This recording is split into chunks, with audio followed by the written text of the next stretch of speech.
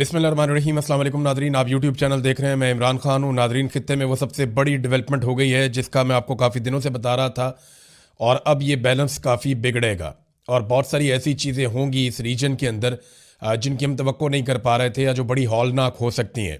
America और Israel ने Iran के ऊपर बाकायदा हमला कर दिया है।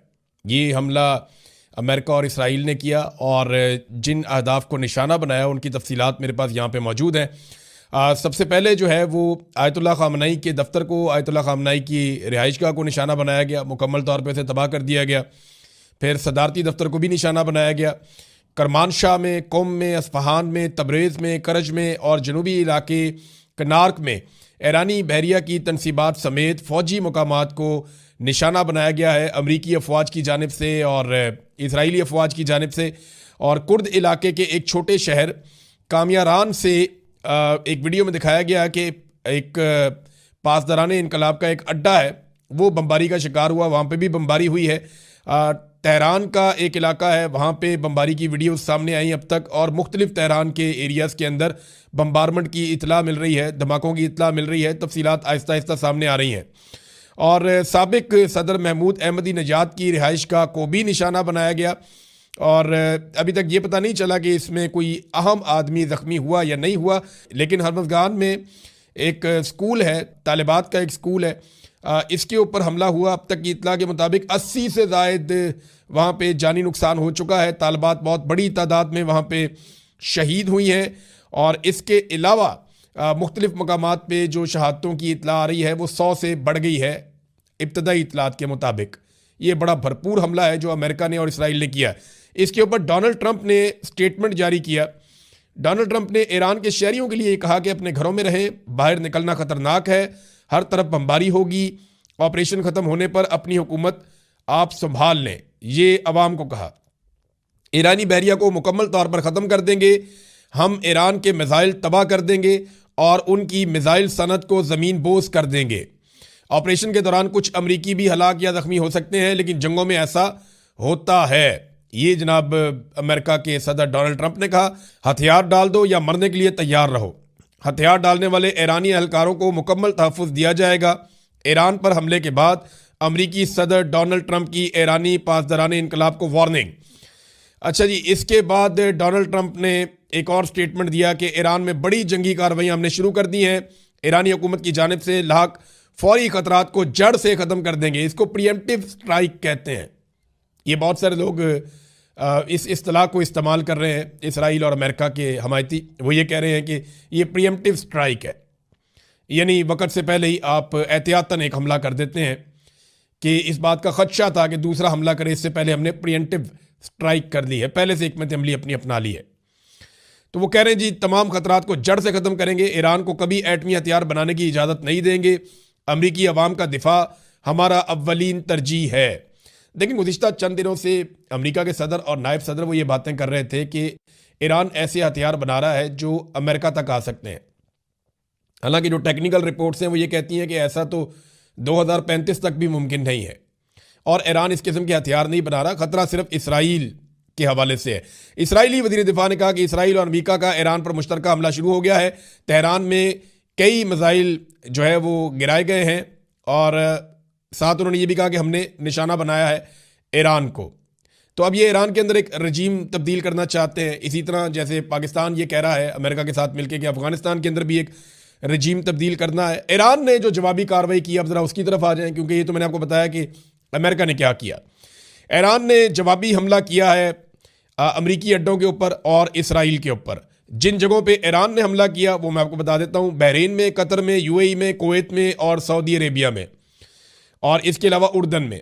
ये वो 6 मुसलमान मुल्क हैं जिन्होंने अमरीकियों को अड्डे दिए हुए हैं अपने मुल्कों के अंदर, और इन अड्डों को अमेरिकन इस्तेमाल कर रहे हैं ईरान के ख़िलाफ़। तो यहाँ पे बहरीन में, कतर में और यूएई में, कुवैत में, सऊदी अरेबिया में और उर्दन में धमाके सुने गए हैं जहाँ पे मिसाइल दागे हैं और किसी भी सिविलियन इलाके को निशाना नहीं बनाया, सिर्फ और सिर्फ अमरीकी जो बेसिस हैं उनको निशाना बनाया, जहाँ पे अमरीकी फ़ौजी अड्डे हैं उनके ऊपर अटैक किया है ईरान ने। इसके ऊपर बहुत सारे लोग तनकीद कर रहे हैं कि ईरान ने मुसलमान मुल्कों पे हमला कर दिया और मुसलमान मुल्कों की खुद मुख्तारी पे हमला कर दिया। देखिए, ईरान के ऊपर अमेरिका ने हमला किया है, ईरान ने वापस अमरीकी बेसिस पे हमला किया है। अब ये बेसिस मुसलमान मुल्कों में है, तो इसमें ये अब एक अजीबोगरीब सूरत हाल है ना। यानी एक मुल्क है मुसलमान मुल्क, उसकी बेस के ऊपर या उसकी सरजमीन के ऊपर से अमेरिका ईरान पे अटैक कर रहा है, तो ईरान इसलिए वापस अटैक ना करे अमेरिका की बेस के ऊपर क्योंकि वो मुसलमान मुल्क के अंदर वो बेस है।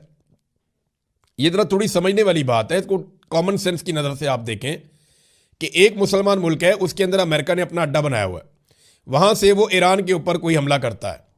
अब ईरान वापस उस अड्डे पे इसलिए हमला नहीं कर सकता क्योंकि ये तो आप हाथ बांध देने वाली बात है ना, क्योंकि वो मुसलमान मुल्क है और उसके अंदर अमेरिकन अड्डा है। तो ये अब इस किस्म की तनकीद हो रही है, लेकिन ईरान ने तबाही के मनाजर दिखाए हैं इन अड्डों के ऊपर। और हैरत अंगेज तौर पर एक और चीज़ मैं आपको बताता हूँ, कुछ वीडियोज़ ऐसी सामने आई जहाँ पे गल्फ ममालिक, जहाँ अमरीकी अड्डों के ऊपर ईरान ने अटैक किया, मिसाइल फेंके, वहाँ पे जो गल्फ के शहरी हैं वो खुश हो रहे थे। अमेरिकन अड्डों की वहाँ मौजूदगी पे गालिबन खुश नहीं है वहाँ के मकामी भी। कुछ मनाजिर मैंने ऐसे देखे हैं, कुछ मनाजिर में लोगों को भागते हुए खौफजदा भी देखा है, लेकिन कुछ मैंने ऐसा भी देखा कि लोग उसको सेलिब्रेट कर रहे हैं कि ठीक है ईरान मार रहा है, ये अमरीकी अड्डे हैं, इनका हमारे मुल्क से कोई ताल्लुक नहीं है। बहरहाल ये चीज़ें तो अभी कंट्रोवर्सीज तो आती रहेंगी, लेकिन जंग की सूरत हाल बता देता हूँ। ईरान ने इसे फतह खैबर का नाम दिया इस ऑपरेशन को। ये 628 ईस्वी में नबी अकरम सल्लल्लाहु अलैहि वसल्लम ने खैबर फतह किया था और यहाँ पे एक यहूदियों की बहुत ताकतवर फोर्स को शिकस्त दी थी। शेर खुदा हज़रत अली रज़ी अल्लाह तआला ने इसको लीड किया था। नबी अकरम सल्लल्लाहु अलैहि वसल्लम वहाँ से पासालार थे, आपने हज़रत अली रज़ी अल्लाह तआला को ड्यूटी लगाई थी और फिर खैबर फतह हुआ था। बहुत मजबूत तरीन किला था और यानी वो बहुत बड़ी एक फ़तह है जो तारीख़ के अंदर लिखी गई है और बड़ी बहादुरी से मुकाबला किया था मुसलमानों ने उस वक्त नबी अकरम सल्लल्लाहु अलैहि वसल्लम की क़यादत में। तो ये 628 ईस्वी में हुआ था। उसी पे ऑपरेशन फतह खैबर का नाम दिया है ईरान ने। और इसके अलावा ईरान ने इसराइल पे अटैक किया, बहुत सारे इसराइल के शहरों पे, बहुत सारे इलाकों पे, और कई वेव्स गई हैं ईरान की जानिब से मिसाइलों की इसराइल की जानिब, और अभी तक लड़ाई चल रही है। इसमें मैं आपको एक चीज़ क्लियर कर दूं कि अगर दुनिया में कोई सबसे महफूज मुल्क है ना जंग के दौरान, तो वो इसराइल है।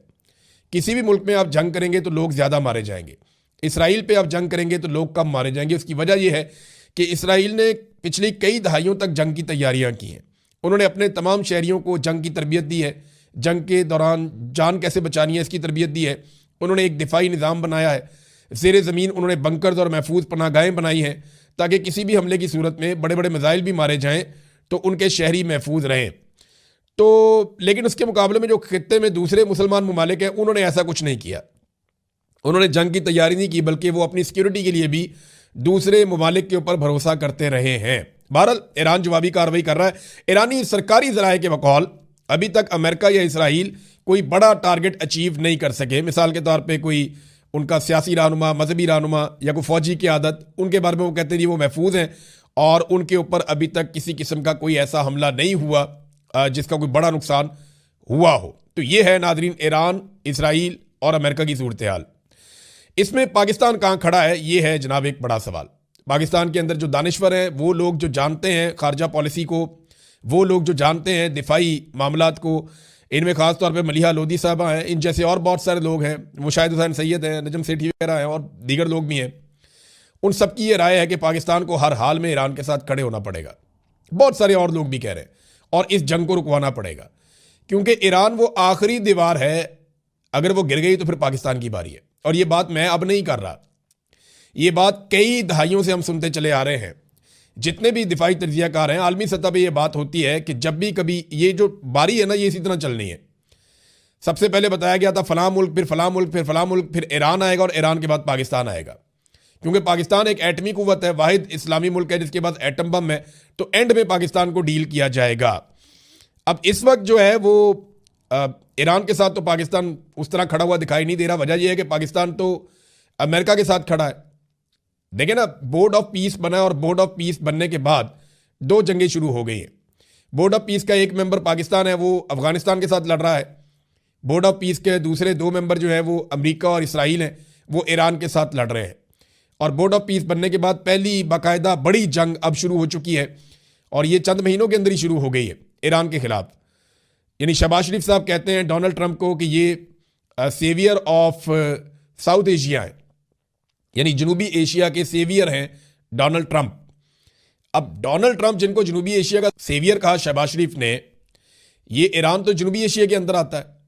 अब ये क्या सेव कर रहे हैं ईरान को, या कोई खित्ते को महफूज कर रहे हैं, या सूरत हाल को बेहतरी की तरफ लेकर जा रहे हैं? अब ये पाकिस्तान के वज़ीर आज़म को फैसला करना पड़ेगा। पाकिस्तान ने डोनाल्ड ट्रंप को अमन के नोबेल इनाम के लिए नामजद कर रखा है। पाकिस्तान उन्हें सेवियर ऑफ द वर्ल्ड कहता है, कभी saviour of the South Asia कहता है, कभी पाकिस्तान कहता है कि आपने बहुत बड़ी तादाद में 3.5 करोड़ लोगों की आपने जान बचाई है। तो बहुत अजीब अजीब किस्म के अलकाबात। शहबाज शरीफ साहब तो सैल्यूट करते हैं डोनाल्ड ट्रंप को, दूर से देखकर बिल्कुल सीधे खड़े हो जाते हैं और सैल्यूट कर देते हैं डोनाल्ड ट्रंप को। तो बड़ी अजीब चीज़ मैं देख रहा हूँ कि पाकिस्तान की हुकूमत या PMLN या इस वक्त जो हुकूमती लोग हैं या स्टैब्लिशमेंट के जो टाउट हैं, वो इसराइल की मजम्मत कर रहे हैं, लेकिन अमेरिका के बारे में कुछ नहीं कह रहे। अमेरिका के बारे में बिल्कुल खामोश हैं। इसकी वजह क्या हो सकती है? देखिए, डोनाल्ड ट्रंप कह रहे हैं कि यह हमला हमने किया है ईरान के ऊपर, जबकि पाकिस्तान कह रहा है नहीं नहीं, इसराइल बहुत बुरा है, उसने हमला किया ईरान के ऊपर। कोई समझ आ रही है आपको बात? अभी तक पाकिस्तान ने कोई ऑफिशियल स्टेटमेंट जारी नहीं किया इस लड़ाई के बारे में, लेकिन मैं आपको पहले ही बता देता हूं कि अगर पाकिस्तान ने कोई ऑफिशियल स्टेटमेंट जारी भी किया तो वो गोलमोल किस्म का होगा, उसमें कोई क्लैरिटी नहीं होगी। इमरान खान साहब के कुछ इंटरव्यूज वायरल हो गए हैं जो माजी में उन्होंने दिए थे, और उनके अंदर इमरान खान साहब बड़ी क्लैरिटी के साथ अपना विजन बता रहे हैं कि जनाब इस रीजन के अंदर अगर कोई नई जंग छेड़ दी तो दुनिया के अंदर बड़े मसाइल पैदा हो जाएंगे, ये पूरा खित्ता अदम इस्तेहकाम का शिकार हो जाएगा, तेल की कीमतें आलमी मंडी के अंदर बहुत तेज़ी से बढ़ जाएंगी, हालात कंट्रोल से बाहर हो जाएंगे और बड़े स्टेक होल्डर्स इसके अंदर आ जाएंगे। मैंने डोनाल्ड ट्रंप से भी बात की है, मैंने बाकी अरब ममालिक से भी बात की है, मैंने ईरान से भी बात की है। तो इमरान खान साहब जंगे रोकने वाले आदमी थे, वो कोशिश कर रहे थे और उनका एक बड़ा क्लियर विजन था। फिर इमरान खान साहब ने यह भी बताया कि मुसलमान मुल्क जब भी लड़ते हैं तो इसका फायदा इसराइल को होता है, और वो कैसे फायदा उठाता है इसके बारे में भी उनका एक वीडियो वायरल हो रहा है। तो ऐसा लगा जैसे आज के सिनेरियो में इमरान खान साहब ने कल रात को ये इंटरव्यूज दिए हों, ये ऐसा दिखाई दे रहा है। यानी ये जो कुछ भी इस वक्त इस रीजन के अंदर हो रहा है, इमरान खान साहब के वो इंटरव्यूज आप निकालें तो वो बड़े रेलिवेंट हैं। यानी उनका जो विजन था आलमी पॉलिटिक्स के हवाले से या रीजन की सूरत हाल के हवाले से, वो एग्जैक्टली चीज़ें उसी तरह हो रही हैं। तो पाकिस्तान को कहाँ जाना चाहिए? देखें, बारी तो पाकिस्तान की है अगली, ये कोई माने या ना माने, ये बड़े लंबे अरसे से ये मिथ चली आ रही है कि ईरान की बारी आएगी एक दिन, और जब ईरान पे कब्जा कर लिया जाएगा या ईरान के अंदर रजीम तब्दील करके सब कंट्रोल हो जाएगा तो उसके बाद पाकिस्तान की बारी आएगी। तो पाकिस्तान को बड़ा राजी रखा हुआ है अभी, तो पाकिस्तान को शाबाश दी जा रही है, जो दिल करता है आप करें, आप खुश रहें। आपने 10 तैयारे गिरा दिए, 11 तैयारे गिरा दिए, तो पाकिस्तान की गेम उठाई हुई है ताकि ये चुप करके साइड पे बैठे रहे, ये किसी किस्म की मुदाखलत ना करें। तो पाकिस्तान अगर किसी किस्म की मुदाखलत नहीं करेगा, चुप करके बैठा रहेगा, तो ईरान को मारना और कंट्रोल करना बड़ा आसान होगा। और ईरान को कंट्रोल करने के बाद पाकिस्तान बहुत बुरी तरह वुल्नरेबल हो जाएगा। उसकी वजह मैं बताता हूं आपको। एक तो देखें कि ईरान अगर डिस्टेबलाइज हो गया तो एक बहुत बड़ा प्रेशर आएगा ईरान की सरहद से पाकिस्तान की जानिब। यह हमें याद रखना चाहिए कि ईरान ने हमेशा कोऑपरेट किया है पाकिस्तान के साथ बलूचिस्तान के मामलात में। ये मामलात बहुत ख़राब हो जाएंगे अगर यहां से दबाव आएगा। तो देखें ना, इसराइल अपनी ताकत को पाकिस्तान की सरहदों तक ले आएगा अगर ईरान डिस्टेबलाइज हो जाता है या ईरान गिर जाता है। तो एक तो ये आपकी सरहद हो गई नाकारा, यहां से आप हो गए वुल्नरेबल, यहां से आप खतरे में हैं। फिर अफगानिस्तान के साथ आपने खुद लड़ाई छेड़ दी है, थोड़ी सी आपको शायद ही अमेरिका ने, डोनाल्ड ट्रंप ने, आपने उनके साथ लड़ाई छेड़ दी। वो लड़ाई इतनी बढ़ गई है कि आज दोनों तरफ नफरत की आग लगी हुई है। तो अफगानिस्तान के साथ मामलात खुद खराब कर दिए हैं। चाइना के साथ आपकी बहुत छोटी सी सरहद लगती है, वो इतना कोई इसका नहीं है। और तीसरा बड़ा दुश्मन आपका भारत, वो आपकी मशरकी साइड पे बैठा हुआ है, और वो तो हर वक्त इंतजार में रहता है कि बॉर्डर कब गर्म करना है। तो एक तरफ भारत है, एक तरफ अफगानिस्तान है, एक तरफ ईरान है। अगर ईरान डिस्टेबलाइज हो जाता है ना, तो हम अपनी पूरी ताकत लगा के भी इस रीजन के अंदर सारे खतरों से नहीं निपट सकेंगे, हम बड़ी प्रॉब्लम में आ जाएंगे। और पाकिस्तान का जो एटमी हथियार है उनके ऊपर बड़े लंबे अरसे से दुनिया की नज़र है।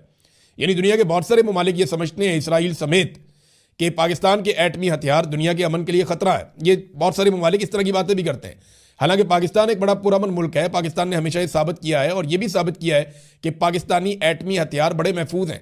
माजी में ये प्रोपेगेंडा किया जाता रहा कि ये दहशतगर्दों के हाथ लग सकते हैं, हालांकि इस प्रोपेगेंडे का कोई जवाब नहीं था। पाकिस्तान ने ज़बरदस्त जवाब भी दिया है, लेकिन पाकिस्तान के एटमी हथियार बहुत सारी कुव्वतों को खुटकते हैं।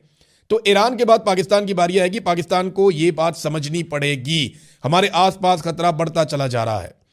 हमारे वजीर आजम ने अमन का नोबल इनाम, कभी खुशामद, कभी जूते पॉलिश, अब वो बारी बारी सबको फैंटी लगा रहे हैं और हम तो बोर्ड ऑफ पीस के रुकन बनने पे खुश हैं। चीन और रशिया क्या करते हैं ये बहुत इंपॉर्टेंट है। अगले 24 घंटे के अंदर आपको पता चलेगा, 24 से 48 घंटे में, कि चाइना और रशिया अगर ये लड़ाई कंटिन्यू करती है और इसी तरह इसमें शिद्दत आती है तो चाइना और रशिया का बड़ा इंपॉर्टेंट होगा नुक्ता नज़र कि वो क्या करते हैं और किस हद तक इस मामले में आते हैं। अक़वाम मुत्तहिदा में ही जाएंगे या कोई फिजिकली भी हेल्प करेंगे या अमली तौर पे ईरान को कोई सपोर्ट करेंगे, ये देखना पड़ेगा कि वो क्या करते हैं और किस तरीके से बात इस पे करते हैं इस मामले पे। तो चाइना और रशिया इंपॉर्टेंट है। यूरोपीय यूनियन की जानिब से कोई इतना रोला भी नहीं पड़ा और वो ईरान के तो खिलाफ ही होंगे और इसमें बेशक वो जंग के अंदर उतरें या ना उतरें, वो ईरान के खिलाफ रहेंगे, ईरान की सपोर्ट नहीं करेंगे। तो एक और चीज़ जो हो रही है कि अमेरिका की मजम्मत कोई नहीं कर रहा। इसहाक डार ने बात की है ईरानी वज़ीर ख़ारजा के साथ और ज़राए से एक खबर चलवा दी गई है कि जनाब पाकिस्तान ने मजम्मत की है, इसराइल की मजम्मत की है कि उसने ईरान पर अटैक किया। पाकिस्तान को एक ऑफिशियल स्टेटमेंट देना पड़ेगा, एक क्लियर स्टांस लेना पड़ेगा कि हम ईरान के ऊपर अमेरिका और इसराइल के हमले की मजम्मत करते हैं। लेकिन अगर गोलमोल स्टेटमेंट पाकिस्तान देगा तो देखें बारी बारी सबकी बारी। ये बात मैं पाकिस्तान में करता हूं ना, जबकि पाकिस्तानी जो मिलिट्री रिजीम है ये बारी बारी सबको मारेगा, मिलिट्री एस्टेब्लिशमेंट एक एक करके सबको खा जाएगी और वो साबित हो रहा है। इसी तरह आलमी एस्टेब्लिशमेंट एक एक करके सबको खा रही है। ईरान के बाद पाकिस्तान की बारी है। ये बात बेशुमार लोग बड़ी देर से करते चले आए हैं और ये आप देख लीजिएगा आइंदा भी होता रहेगा। और तालिबान की जो हुकूमत है उन्होंने कहा जी हम ईरान का साथ देंगे और इस हमले की सूरत में उन्होंने पहले ये स्टेटमेंट जारी कर दिया था। पाकिस्तान ने ईरान का साथ देने की बात अब तक नहीं की है। तो नाज़रीन ये है अब तक की सूरत हाल। इस रीजन के अंदर एक बड़ी जंग छिड़ गई है। पॉलिटिकल खबरें हैं लेकिन बाद में करेंगे उनके ऊपर हम बात। अब तक के लिए इतना ही। अपना ख्याल रखिएगा, अपने चैनल का भी। अल्लाह हाफ़िज़।